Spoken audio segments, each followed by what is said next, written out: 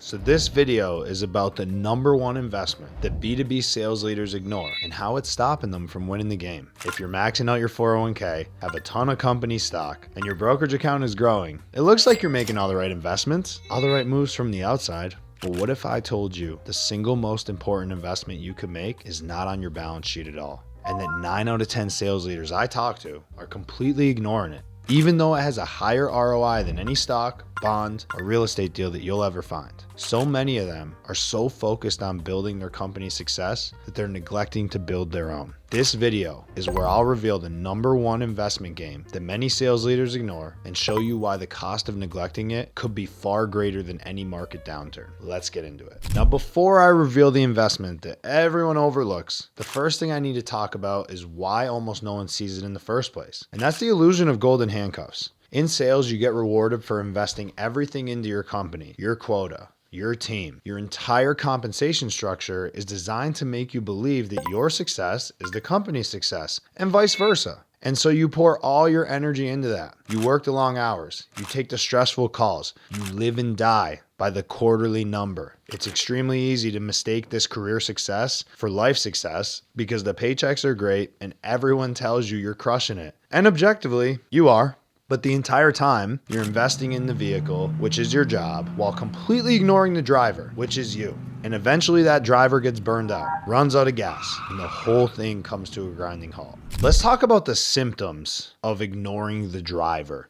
If you constantly find yourself skipping workouts because that's not as important as work, so you're going to put your physical health off, or maybe you're eating fast food all the time or grabbing that quick thing to eat that goes in the microwave just because, oh, it's easy and it helps you save time, and now you're putting on a couple pounds, your pants are fitting tighter, your shirts don't quite fit as good as they used to, and your health is declining, that's showing up in your energy. You just don't seem to have it. You're reaching for the energy drink. You're reaching for the afternoon coffee every single day. Man, if you can't put your health first, that's going to bleed over to your mental clarity. It's going to bleed over to how you're showing up in your job. You might start losing deals. You're not going to show up for your family. They're going to start to feel like a chore when that energy goes away. You can't live like this forever, because if you're running on fumes, eventually that car is going to stop. So you've got to put your health first. Not after your job, not when you get time, not when life slows down, because there's always an excuse and life's never going to slow down. Your health has to be first. All right, so what actually is the number one investment? If you haven't guessed already, it's investing in yourself. I know it sounds like a cliche, and I'm definitely not talking about reading a David Goggins book or listening to podcasts on your commute to the office. I'm talking about a systematic, strategic allocation of your time and your money into the things that make you a better human being, not just a better employee. This is about your health, your relationships, your skills outside of your current role. Because here's the truth. Your 401k can lose value. Your company stock can lose value. And you could be laid off tomorrow. But your health, your relationships, your skills, no one can ever take those away from you.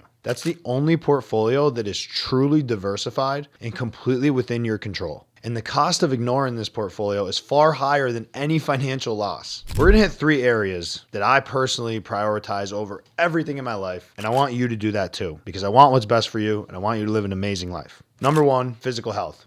For myself, this starts with hitting a workout. I wake up in the morning, I'm hydrating my body, getting some element in. I love that stuff. And then I'm going to hit my workout. Some days it's tossing on my Go Ruck backpack. It's got 35 pounds in it, and I'm walking on the treadmill for 4, 5, 6 miles. Other days I'm hitting the gym and I'm hitting a strength workout. I'm a football player. That's my background. And because of that, I got into powerlifting young and I've stayed into it even into my career now. But doing that brings more energy to my meetings. I have more stamina. I could take more meetings in a day. I could get more done. I could work at a high level for longer. That physical health is everything. So the fuel you put in your body is critical. That starts with hydrating myself in the morning. I hit that workout. The way you move is important. And then throughout the day, I'm hitting a certain protein goal that I have. I recommend for most people, I'm not a doctor. I'm not a personal nutritionist or whatever you want to call it, but I'm personally trying to hit about 0.75 of my body weight in protein. I weigh 200 pounds, trying to hit about 150 grams of protein a day.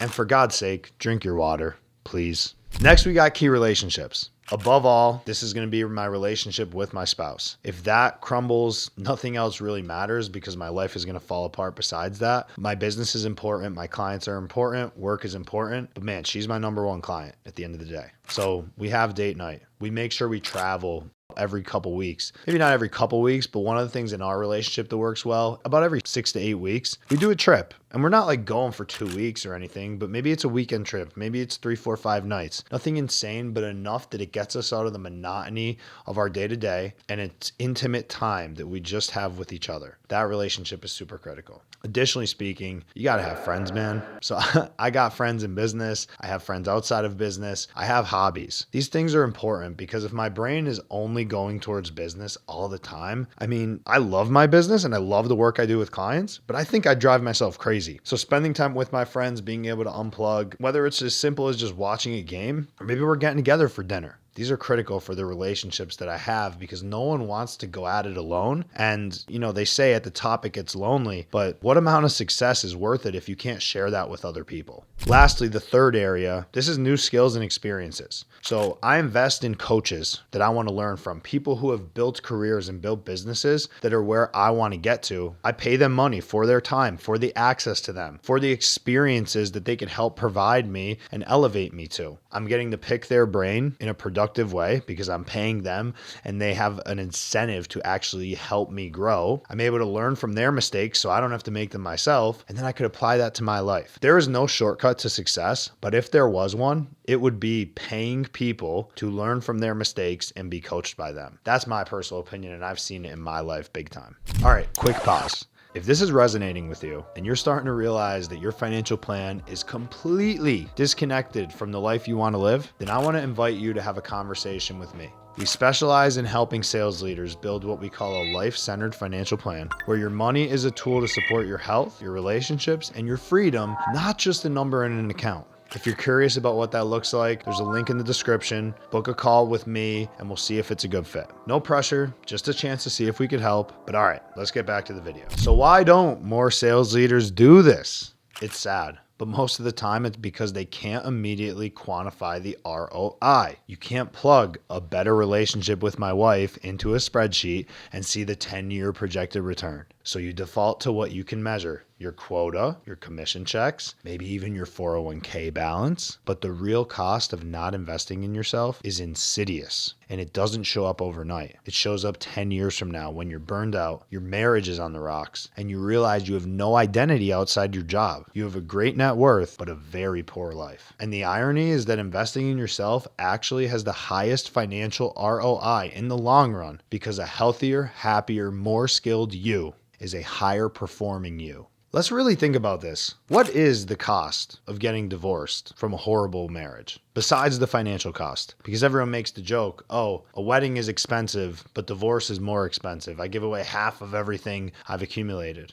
Well, what if you invested in your marriage after the wedding? What if day one was day one to starting to actually improve the relationship? Just because you made it to the point of getting married doesn't mean that now you just coast and never invest in that again. So make your marriage a priority. Have conversations with your partner on what success looks like in your marriage, what they want to happen in the future for them to feel like that it's been a great marriage, a happy marriage, a great life. Ask them these questions. So many people just don't even have these conversations. I can't tell you how many times we start working with a couple in financial planning and dreams and goals and ambitions and things that are important to them come out that have never been spoken about between the spouses. Do this with your spouse. Have these conversations. Moving on to health. Why does nobody invest in it? Why don't they prioritize their workout schedule? Why don't they prioritize their diet and what they need to do, the supplements they should take? Let's think about this. How many times do you see someone who's 75, 80 years old and they've got a laundry list of medications they have to take?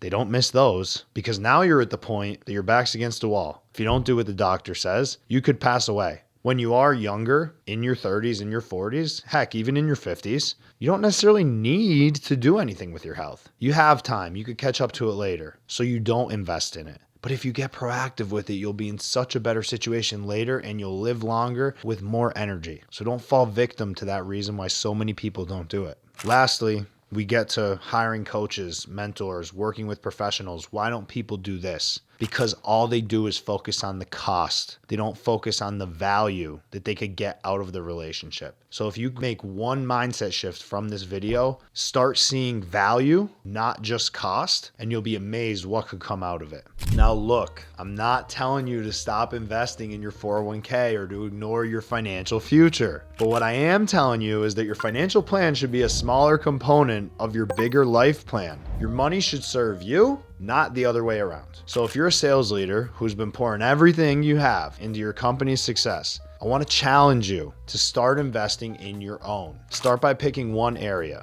health, relationships, skills, and make one small investment this week. Book a session with a trainer. Schedule a date night with your spouse. Buy that course you've been looking at, because that's an investment that will pay dividends for the rest of your life. And it'll be in ways that you cannot imagine. If you want to see how this approach applies to building income beyond your quota, watch my video on passive income for sales leaders. It's right up there in the corner, and I'll see you there.